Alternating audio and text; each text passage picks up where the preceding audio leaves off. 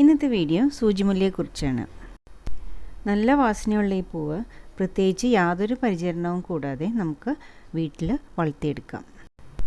ചില സ്ഥലങ്ങളിൽ ഇതിനെ കോയമ്പത്തൂർ മുല്ല എന്നും വിളിക്കാറുണ്ട്.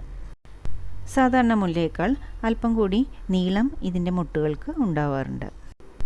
ഇതളുകളും സാധാരണ മുല്ലയേക്കാൾ നേർത്തതാണ്. അതുകൊണ്ട് മൊട്ടു രൂപത്തിൽ സൂചിയുമായി സാമ്യമുള്ളത് കൊണ്ടാവാം ഇതിനെ സൂചിമുല്ല എന്ന് വിളിക്കുന്നത്. ജാസ്മിനം ഓറിക്കുലാറ്റം എന്നാണ് ഇതിൻ്റെ ശാസ്ത്രീയ നാമം. നമുക്ക് പരിചയമുള്ള മുല്ലയിൽ നിന്നും ടോട്ടലി ഡിഫറെൻ്റ് ആയിട്ടുള്ള നല്ലൊരു സുഗന്ധമാണ് ഇതിനുള്ളത്. വടക്കേ ഇന്ത്യയിലൊക്കെ ഇതിനെ ജൂഹി എന്നാണ് വിളിക്കുക. വെട്ടിയൊതുക്കി നിർത്തിയാൽ വളരെ ബുഷിയായിട്ട് വളരുന്ന ഒരു രീതിയാണ് ഇതിനുള്ളത്. അധികം സ്ഥലമില്ലാത്തവർക്ക് ചെടിച്ചട്ടിയിലും ഇത് വളർത്താം. എങ്കിലും വളരെ ദീർഘമായ ലൈഫ് സ്പാനുള്ള ഈ ചെടി കഴിയുമെങ്കിൽ മണ്ണിൽ നടുന്നത് തന്നെയാണ് നല്ലത്. ഈ മുല്ല വളർത്താനായി നല്ല വെയിൽ കിട്ടുന്നൊരു സ്ഥലം തന്നെ തിരഞ്ഞെടുക്കണം. വെള്ളം ഒട്ടും തന്നെ കെട്ടി നിൽക്കാത്ത നല്ല വളക്കൂറുള്ള മണ്ണാണ് ഇതിന് വേണ്ടത്. നല്ല വെയിലുള്ളിടത്ത് നട്ടാൽ മാത്രമേ നന്നായി ഹെൽത്തി ആയിട്ട് ചെടി നിൽക്കുകയും ധാരാളം പൂക്കൾ ഉണ്ടാവുകയും ചെയ്യുകയുള്ളൂ. വർഷത്തിൽ 365 ദിവസവും ഇതിൽ പൂക്കളുണ്ടാവും.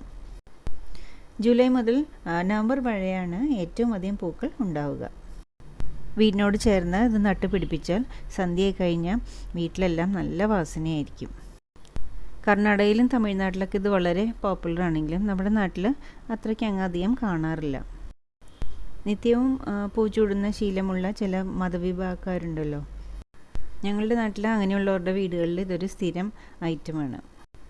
3-4 പേർക്ക് ചൂടാനുള്ള പൂ അതിൽ നിന്നും എന്നും കിട്ടിക്കോളും. മൂപ്പത്തിയ പെൻസിൽ കനമുള്ള കമ്പാണ് ഇതിൻ്റെ നടീൽ വസ്തു. പച്ച നിറം മാറി ഇളം തവിട്ട് നിറമായ തണ്ടാണ് നടാനായി തിരഞ്ഞെടുക്കേണ്ടത്. 8 ഇഞ്ച് മുതൽ 1 അടി നീളമുള്ള കമ്പ് വരെ നമുക്ക് നടാനായി തിരഞ്ഞെടുക്കാം. ചെറിയ ശാഖകളെല്ലാം മുറിച്ച് മാറ്റി 1-2 സെറ്റ് ഇലകൾ മാത്രം നിർത്തിയാൽ മതി. ഇത് മണ്ണ് നിറച്ച് ചെറിയ കവറുകളിലോ ചെറിയ ചട്ടികളിലോ നട്ട് തണലത്ത് വെച്ചിട്ട് വേര് പിടിപ്പിച്ചെടുക്കണം. മണ്ണിലേക്ക് ഇറക്കി വയ്ക്കുന്ന അറ്റം ഒന്ന് ചരിച്ച് മുറിക്കുന്നത് നന്നായിരിക്കും. റൂട്ടിംഗ് ഹോർമോൺ പൊടിയോ അല്ലെങ്കിൽ ലിക്വിഡോ ഉണ്ടെങ്കിൽ അതിൽ മുക്കി നടുന്നതും നല്ലതാണ്. കമ്പ് മുറിച്ച് നടുമ്പോൾ ഒരു 50% മാത്രമേ പിടിച്ച് കിട്ടാറുള്ളൂ. എയർ ലെയറിങ് ചെയ്യുകയോ അല്ലെങ്കിൽ ചുവട്ടിൽ നിന്നും വരുന്ന തൈകൾ അടർത്തി മാറ്റി നടുകയോ ചെയ്യുന്നതായിരിക്കും കുറച്ചുകൂടി നല്ല മാർഗം. മാസത്തിലൊരിക്കൽ കോഴിവളമോ കാലിവളമോ കമ്പോസ്റ്റോ ചേർത്ത് കൊടുക്കാം.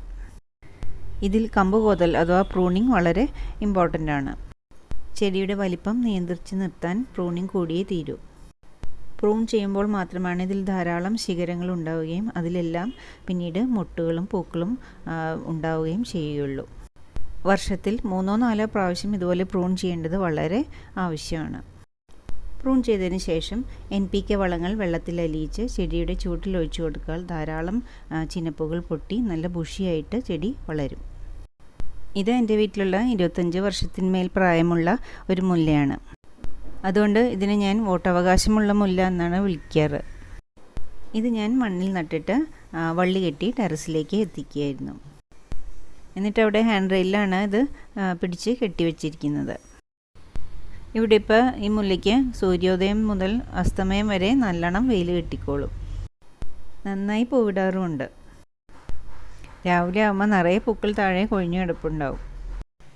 സീസൺ ആകുമ്പോൾ കൊട്ടക്കണക്കിന് പൂ അടിച്ചെടുക്കേണ്ടി വരും. സാധാരണ മുല്ലയെ അപേക്ഷിച്ച് കീടങ്ങളൊക്കെ കുറവാന്ന് തോന്നുന്നു. ഇതേവരെ പുഴുക്കളൊന്നും ഇത് വന്ന് തിന്നുന്നതായിട്ട് എനിക്ക് തോന്നിയിട്ടില്ല.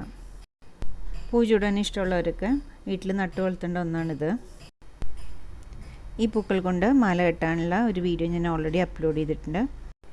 മാല കെട്ടാൻ പഠിക്കണമെന്നുള്ളവർ ആ വീഡിയോ ഒന്ന് കണ്ടു നോക്കണം. അപ്പോൾ ഈ വീഡിയോ നിങ്ങൾക്ക് യൂസ്ഫുള്ളായി കാണുമെന്ന് വിശ്വസിക്കുന്നു. ഇഷ്ടപ്പെട്ടാൽ ലൈക്ക് ചെയ്യാനും ഷെയർ ചെയ്യാനും സബ്സ്ക്രൈബ് ചെയ്യാനും മറക്കരുത്. മറ്റൊരു വീഡിയോ ആയിട്ട് വരുന്നത് വരെ ബൈ.